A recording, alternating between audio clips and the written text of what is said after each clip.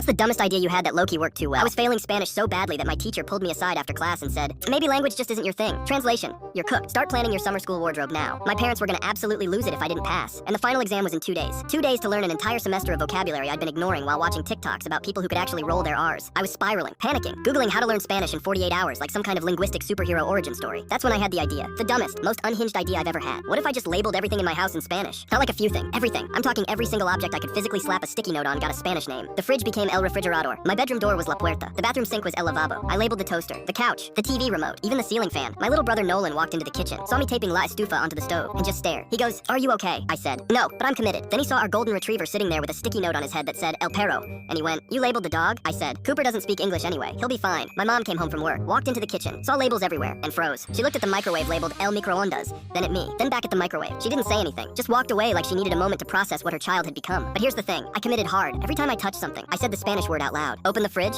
El Refrigerador. Grabbed a cup, El Vaso. Sat on the couch, El Sofa. My dad thought I was having a breakdown. He goes, "Why are you narrating your life in Spanish?" I said, "Because I'm about to fail." Dad, and this is all I've got. By day 2, I was walking around the house like a possessed Duolingo owl. I'd open a door and whisper La Puerta like it was a prayer. My brain started automatically translating everything. I'd see the lamp and think La Lampara before I even realized I was doing it. Nolan started quizzing me as a joke, pointing at random stuff going, "What's that?" And I'd fire back immediately. El Espejo, La Sila, El Libro. He looked genuinely impressed, which for a little brother is basically a Pulitzer Prize. Exam day comes. I walk in feeling like I either just studied really effectively or completely lost my mind. Probably both. The test starts, and I'm flying through it. Vocabulary section, done. Conjugations, easy. I'm reading questions and hearing my own voice in my head going La Mesa, El Telefono, La Ventana like a Spanish sleep paralysis demon. I finish early, turn it in, and my teacher grades it right there. She looks up at me, confused, and goes, "Did you cheat?" I said, "What? No, I studied." She squints at me like I just confessed to a crime. "You gotta be. You were failing 2 days ago." I said, "Yeah." I labeled my entire house and walked around saying everything in Spanish for 48 hours. She blinks. "You what?" So she makes me retake it, right there, verbally. She points at her desk and goes, "What's this?" El Escritorio. Points at the window. La Ventana. Points at her coffee mug. La Taza. She's just staring at me now like I'm some kind of accidental genius or a sleeper agent who got activated. I passed the verbal test too. She sits back in her chair, shakes her head, and goes, "I don't even know what to say." I said, "You could say congrats."